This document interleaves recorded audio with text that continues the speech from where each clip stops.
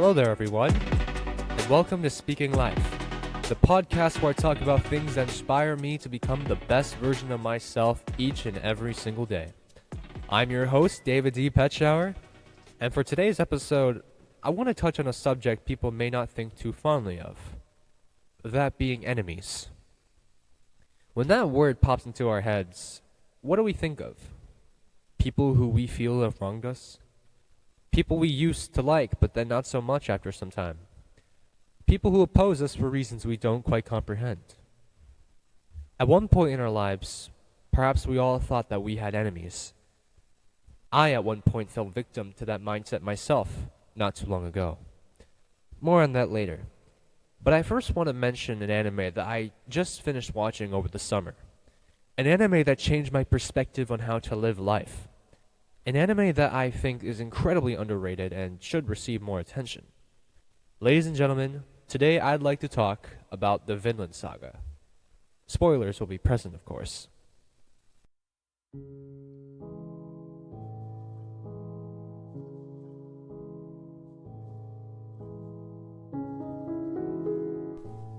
Vinland Saga takes place during a ruthless time period during the 11th century. A time where war, slavery, greed, and conquest was running rampant across Europe. The story follows the life of a man named Thorfinn, born in Iceland and second child and first son of Mother Helga and Father Thors. Something that should be noted about this time period is how people view the concept of battle, especially in conjunction with the ideals of manhood. War is set on a pedestal that tests a man's honor, strength, and pride. Enduring war means gaining said attributes and the ability to do and go anywhere in the world. The greatest warriors are said to go to Valhalla should they die in battle. Iceland's population is no stranger to these ideals, especially Thorfinn, as seen in the early episodes of Vinland Saga Season 1. During these episodes, Thorfinn is portrayed as a child who believes in the romanticization of war. He dreams of venturing out in the world, becoming a true warrior, slaying his foes. With his peers, Thorfinn got very aggressive, play fighting and conducting mock battles. At one point, Thorfinn broke a peer's arm. Young adults saw this and were impressed by Thorfinn, believing that Thorfinn was showing signs of a true warrior with his father's blood. Early on in the show, people in Iceland rejoice as they find out that they must take part in a war taking over Europe. As detailed previously, emphasis is placed on pride and honor, and to take part in war and come out on top is seen as the ultimate sign of a true warrior, something that men should strive to achieve. Thorfinn, upon hearing the news that people in his village are heading up to war, rejoices himself, seeing this news as an opportunity to fulfill his dream of becoming a warrior. He has such an intense desire to fulfill said dream that he sneaks onto a ship with people heading off to war, confident that this will be his big break for adventure. One of the people on the ship was Thorfinn's father, Thors. Before I go on any further, it's important to mention the philosophy and history of Thors. Thors was a former commander of the Jomsvikings, a group of mercenaries who fought for the king of Vinland and later Danish kings. However, something about his attitude towards war and the Jomsvikings changed at one point, because during a naval battle, Thors faked his death by falling into the sea and not resurfacing. Thors and his wife, along with their newborn daughter Ylva, Thorfinn's older sister, would flee to Iceland, leaving the warrior lifestyle behind and starting a new life. A day before Thors and other men in Iceland would depart for battle, Thors caught Thorfinn in a storage room, catching sight of the sword Thors used during his time as a Jomsviking. The following exchange proceeded between Thors and Thorfinn. Thorfinn, a sword is the tool used for killing people. Who are you planning to kill with this? Well, the enemy. Your enemy? Who is your enemy? Like, like Halfdan, who is introduced as a really cruel slave owner in the early episodes of season 1. But upon hearing this, Thors gets on his knees and puts his hands on Thorfinn's shoulders, and he calmly tells Thorfinn, "You have no enemies. No one has any enemies." Thorfinn, though, upon immediately hearing this, dismisses these claims with his ideology that romanticizes war. And Thorfinn wouldn't refute his response for a while. Because while Thorfinn, Thors, and the other men on the ship were heading off to battle across the sea, they were found and cornered by a group of mercenaries led by skilled strategist and swordsman Askeladd. Askeladd and Thors dueled, where Thors ultimately prevailed. But Askeladd didn't follow the rules of a fair, honest duel, and his men executed a surprise attack with a flurry of arrows that killed Thors.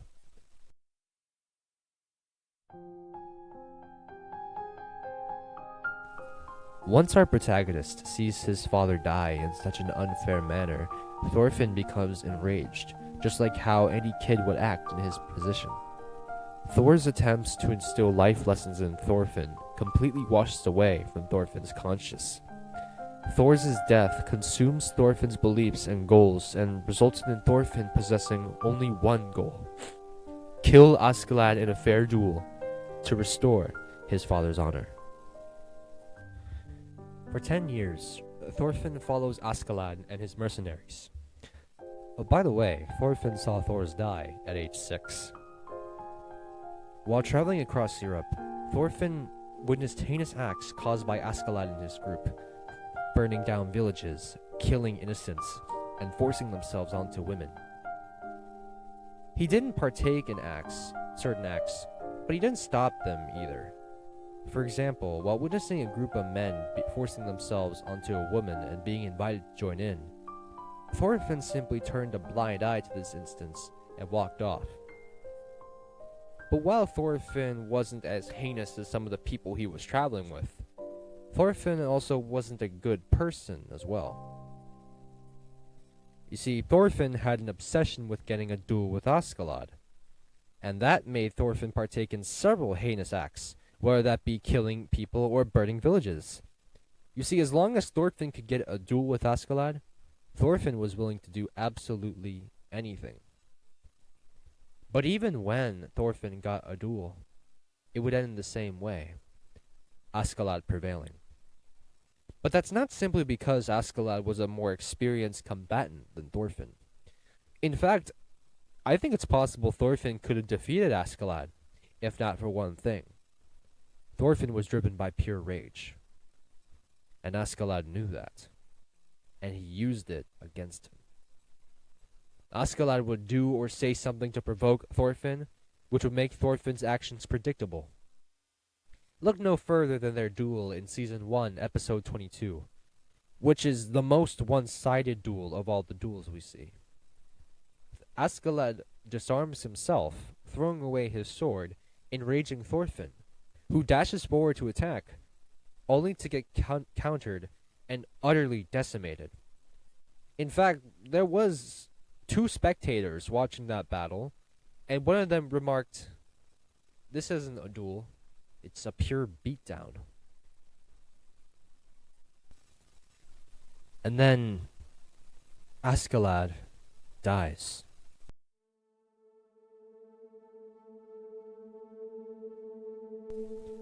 In an altercation that saw Askeladd killing the king of Denmark to protect his homeland of Wales while feigning madness, Askeladd himself gets executed, but not to Thorfinn.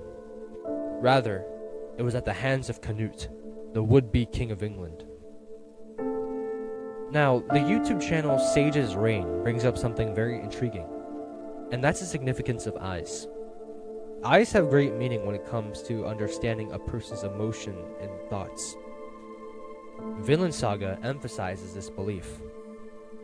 If you watch Vinland Saga, then watch Thorfinn's eyes as Askeladd dies. Previously, They were eyes filled with rage, hatred, determination, purpose. But now, they're lost, clueless, with everything taken away. Thorfinn's purpose for living is now gone. He has been left with nothing. With this, Thorfinn attempts to kill Canute in a slash rage, but ultimately, Thorfinn was unsuccessful and taken away from the scene of chaos.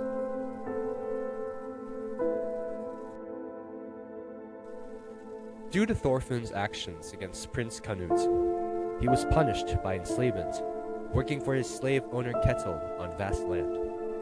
And this is where Season 2 begins. Taking place a few years after Season 1, when Thorfinn first appears, it's clear he's gone through major changes, not just in looks, but in terms of his mindset. For example, his eyes retain that lost, undriven look, except now it seems those feelings are much stronger, with how his eyes remain half open. His tone of voice is quiet and monotone without much emotion. Thorfinn also has gotten so much skinnier from working as a slave and not eating much. What's more is that he's so depressed, he doesn't even ask for more food. At night, Thorfinn gets nightmares when he sleeps. Nightmares of all the countless people he's killed haunting him. He's practically become an empty shell of himself. At one point, Thorfinn gets bullied by some mercenaries hired by his slave owner Ketil. It involved a mercenary named Fox cutting Thorfinn repeatedly with his sword, ultimately cutting off a portion of his left ear. But what makes this scene extremely heartbreaking is how Thorfinn reacts. He doesn't cry, he doesn't flinch, he doesn't do anything. He simply stands there, not moving a muscle, maintaining that emotionless face. He did all that because, in his mind, he has no reason to live. Rather, he doesn't deserve to live. He asks out loud, "What good is there in living?" And the scene ends with Thorfinn uttering, "Not a single good thing has happened to me my entire life." But something would happen that would cause questioning to those uttered sentences. You see, those mercenaries had a boss dubbed Snake. And Snake arrives to the scene, and he attempted to execute a surprise attack on Thorfinn. But Thorfinn blocked the sword slash with a kick. Why? If Thorfinn really had nothing left in him to live, would he really have blocked Snake's slash? After getting some space from that brief combat exchange, Snake said something interesting. "You see, Thorfinn? Your body is telling you that it wants to live."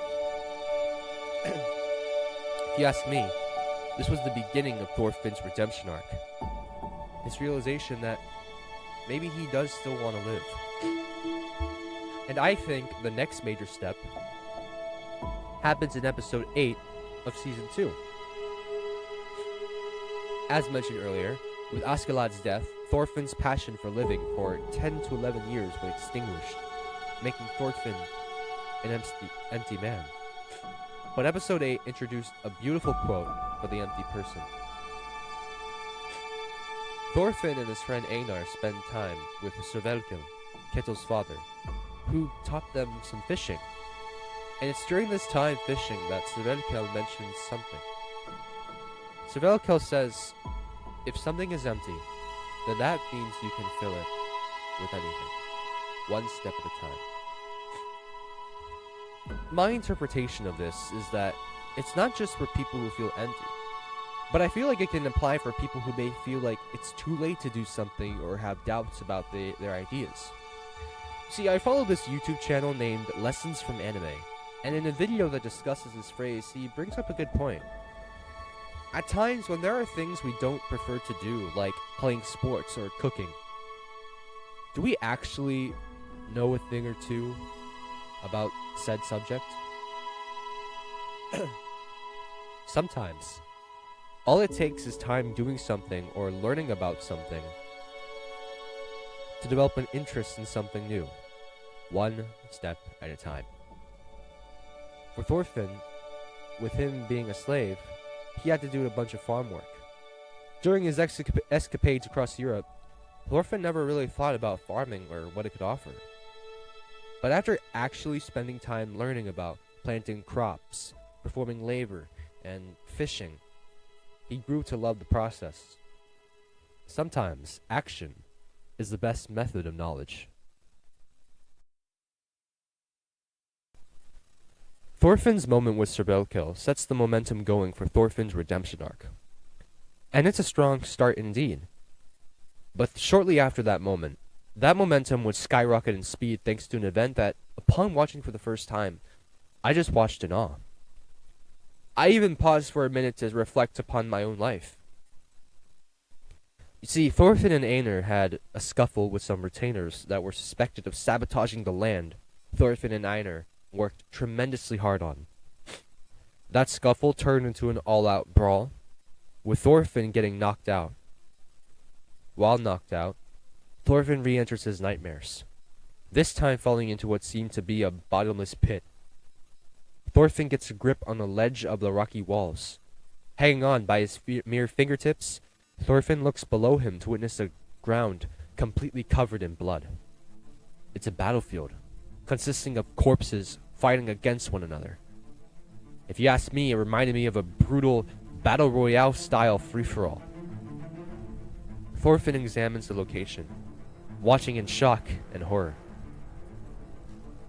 He asks himself if where he was Valhalla, which, if you remember, was a place where it's said that true warriors go after they die, graciously sacrificing themselves in the battlefield. But then, at the corner of Thorfinn's eye, is the man who killed his father. The man pursued for 10 years to kill and never achieved that goal. The man whose death caused Thorfinn to lose all sense of purpose in living. At the corner of Thorfinn's eye, sitting on top of a pillar, was Askeladd, greeting Thorfinn in a quiet yet piercing voice. Askeladd offered some clarification for the setting they were in, saying that it wasn't the afterlife, but rather a place where, in his words, there is no victory, there is no end. In this place, everyone besides you is the enemy. Askeladd then goes on to say that Thorfinn used to coexist with all the heaps of drained flesh combating one another. But at some point, arguably for better or for worse, he became empty, which was how Thorfinn escaped from the blood-soaked battlefield. Thorfinn reflects on his life and says to Askeladd how he believes he's pathetic, how he can't grow, and how he can't leave behind his warrior lifestyle. Now, I mentioned before that Thorfinn and Einar got into a scuffle with retainers, and the scuffle primarily broke out because Thorfinn punched a retainer square in the mouth, breaking the jaw. Thorfinn wanted to make progress, avoiding violence, but here he is, starting a fight with that punch. But before Thorfinn could continue his self-reflecting, he felt something pull at his feet. Opening his eyes, Thorfinn was met with a mountain of corpses, countless individuals reaching out to him, pulling him to the ground below. Thorfinn initially attempts to kick off their attempts, to which Askeladd scoffs. "You're kicking them? How cruel. You should be lending an ear to their complaints." What? That last part caught Thorfinn's attention, and Askeladd elaborated on that part. He advised Thorfinn, look closely at the bodies. And Askeladd reminded Thorfinn that the mountain pulling down him consisted of all the people he killed while on his escapade to get revenge on Askeladd. Thorfinn immediately cries, becoming ashamed of himself, because he didn't know who any of his victims were. He apologized profusely. But Askeladd said that this was no time for Thorfinn to be crying. And he gives Thorfinn one last piece of advice. Regardless of whether or not his victims are clinging on to him, Thorfinn must continue to climb. That was Thorfinn's real battle to become a true warrior. And hearing this, Thorfinn began to climb out of his nightmares and awaken to reality with a new sense of direction. With this, Thorfinn moves forward with a new goal in mind, to become a true warrior. But there is still one more roadblock to test Thorfinn's resolve and growth as a person. That comes in the form of arguably the greatest scene that I have ever watched in anime. Season 2, Episode 21. By this point, there has been a major dispute that has ultimately culminated into war. Remember Canute, the one who killed Askeladd and was the would-be king of England? Well, fast forward to Season 2, and now Canute is officially king of England, but also the king of Denmark. And opposing Canute is Thorfinn's slave owner, Ketil. The reason for their dispute was because Canute wanted to claim Ketil's wealth and land for the sake of their country, as Canute puts it. Ketil hasn't agreed to this idea, and so Canute's soldiers and Ketil's followers have been duking it out on Ketil's farmland. Thorfinn gains awareness of this conflict, and with his newfound sense of identity, Thorfinn marches off towards the battlefield, unwilling to let more blood be shed in this battle. Thorfinn has no daggers, no armor, no bow and arrows, no form of weapons or defense whatsoever. All he has is a heart of no malice and a face of absolute determination. Thorfinn arrives, and he asks Canute's soldiers if he could speak directly to the king. Canute's men, though, don't immediately oblige. Rather, they look down on Thorfinn, mocking and provoking him. There's this one Viking, regarded as Drat the Bear Killer, who looks to be double Thorfinn's height, with a muscular stature and great strength, and he attacks Thorfinn, punching him relentlessly. Thorfinn dodges a little, and while doing so, catches a whiff of the conversations he's hearing around him. It turns out that the rest of the soldiers are placing bets as to how many hits it will take for Drat to land before killing Thorfinn. Most bet single digits. Fewer bet on double digits. Either way, the soldiers witnessing this see this as mere entertainment, not taking Thorfinn's request from earlier seriously. After all, they're thinking in their heads, he's just one person, and a slave at that. What could he possibly do? Thorfinn, though, decides on an idea that seems crazy on paper. He declares that he will bet on himself to take on 100 punches. If Thorfinn can endure that long, then Thorfinn will be able to speak to the king. But fail, and Thorfinn will get killed. The crowd witnessing this transpire agree to this deal, and thus Drat commences his 100 punches. Initially, the crowd maintains their amusement as Thorfinn takes on the first few punches head-on, with no dodging or countering whatsoever. One spectator notes how Thorfinn makes subtle movements by twisting the neck and head before colliding with Drat's fist, thus dispersing the impact away from the core of the body. The blows begin piling up. 5, then 10, then 15, then 20, then 25, then 31. Thorfinn still shows no signs of quitting. He simply endures, uttering no words. Eventually, Thorfinn's friend Snake arrives at the scene, not aware of what led up to the situation, and he's completely stunned. Snake yells to leave Thorfinn alone, and that he's got nothing to do with the farm. But this distracts Thorfinn for a brief moment, allowing Drought to land a blow that sends Thorfinn flying on the 32nd punch. Einar, present throughout the entire event, tells Snake what happened, and this bewilders Snake. Excuse me. Snake goes on to say, "That's ridiculous. The farm will surrender. The decision has been made." You idiot. You're so soft-hearted. If talking could have resolved this, we'd have done that already. But Thorfinn counters Snake with thoughts that really made me think about my own life upon hearing them. He goes, "Did you really put in the effort to resolve this through conversation? Once they drew their swords, you merely answered with your own blades without thinking." And then, Thorfinn stands up, much to the surprise of all the spectators, and with a voice of no fear, tells Drought to quit standing around and deliver the 68 remaining punches.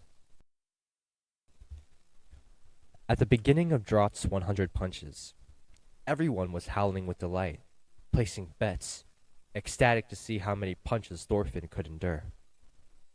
But fast forward, and all the commotion is gone.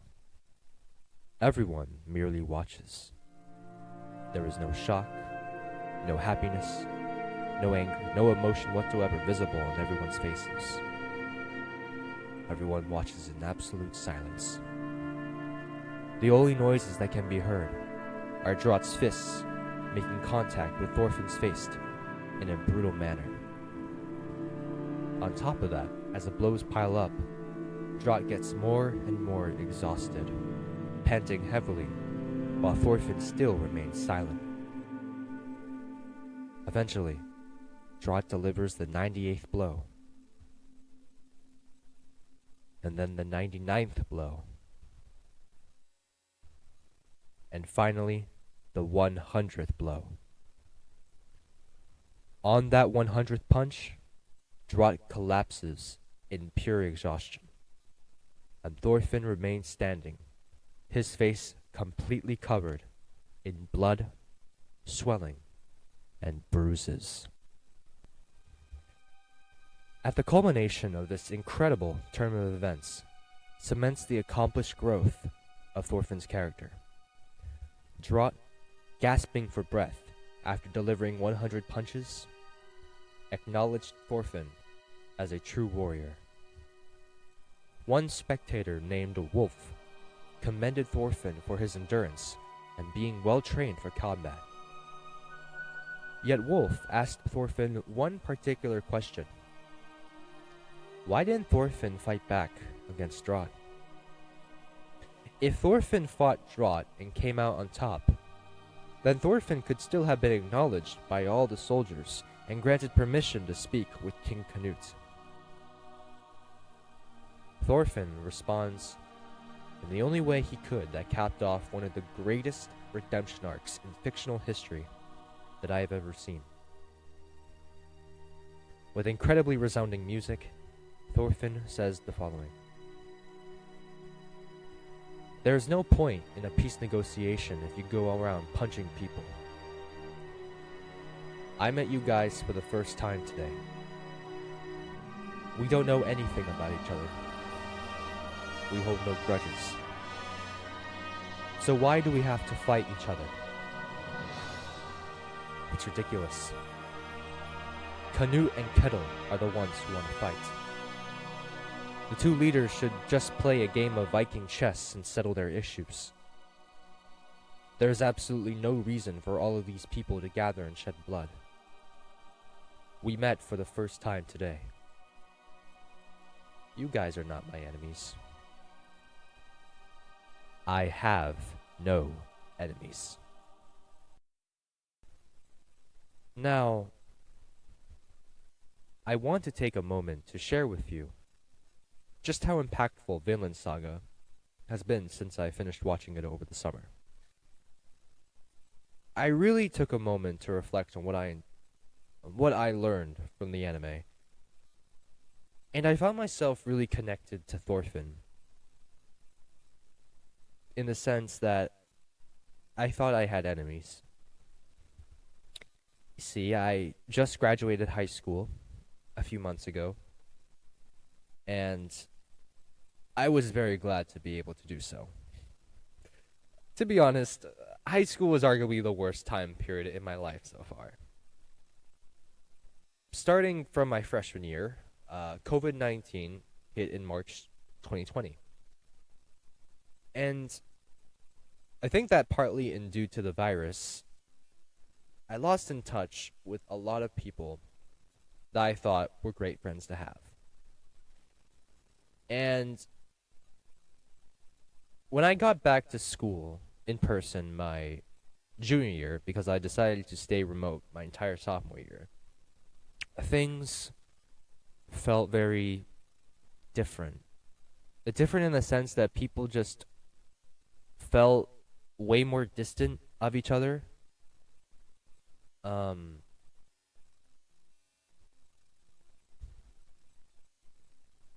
and they just didn't have they lost a lot of their social skills, if you know what I mean. You know, that whole experience of what happened because of COVID really stuck with me throughout the entirety of my high school career. Initially, I felt very upset, very depressed, feeling like I did something wrong. But that depression turned into bitterness and resentment. And I believe that those feelings affected how I interacted with people moving forwards. Now, I've always been rather quiet and shy, but when COVID arrived, I felt the need to keep to myself more because at times I felt no one cared and I just didn't want to get hurt. Now, thankfully, these days, I've been able to find new people who care. I'm grateful to have meaningful connections. And partly and because of those connections, well, it's because I was able to put what happened in high school behind me a little more that I was able to make new connections, new friendships that I'm truly grateful for. But if I'm being totally honest, I still get reminded about high school almost every day. It's not like watching Vinland Saga made me change immediately. I want to emphasize that. I really want to emphasize that, change, growth is not linear. It comes in waves. Times you'll be going up, other times you'll be going down. That's completely natural. Everyone's life is like that.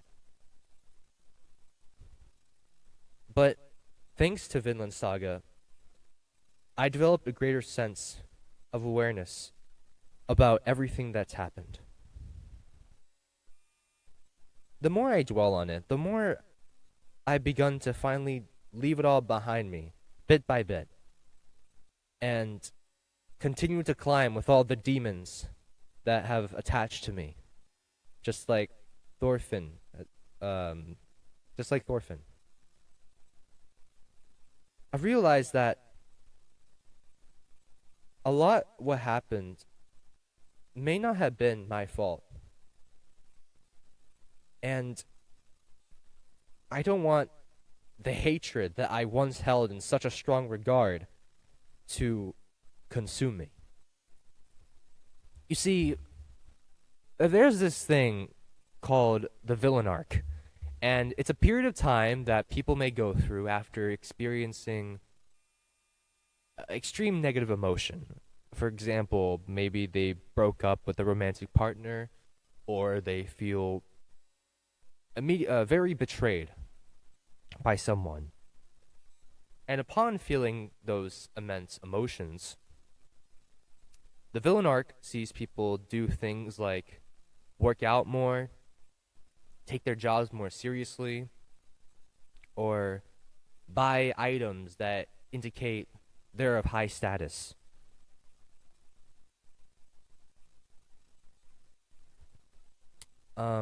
Excuse me, I'm just getting my thoughts straight.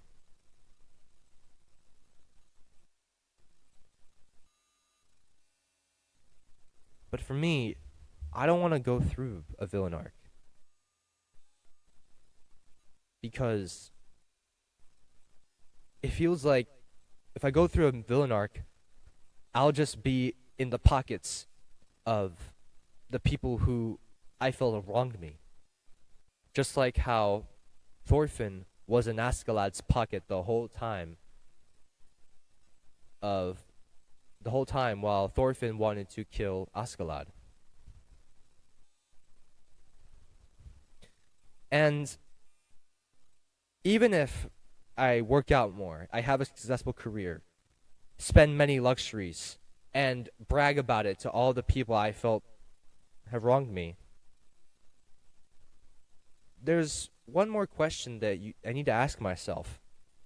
What lies beyond that? You know, it's important to think what comes next. And, you know, if you're involved in this journey of getting back at people, I don't think you're ever gonna think about what lies next after getting what you want. And that results in emptiness. So, I'd rather move on and live with freedom than become a slave of my past and eventually feel nothing. Because at the end of the day, life moves fast.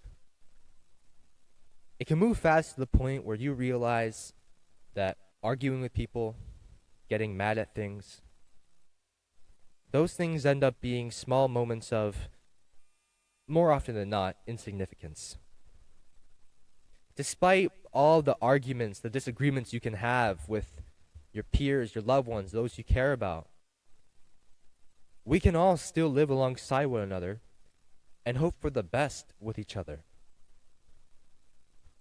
With these thoughts gliding across my mind, I realized what Thor's instilled in Thorfinn was absolutely correct. I have no enemies. No one has any enemies. Including you listening to this podcast, my friend. Anyways, that's going to wrap up today's episode of Speaking Life. I'd like to thank all of you listening for taking the time doing so today. I'll catch you guys in the next one. And please, take care of yourselves. Peace out.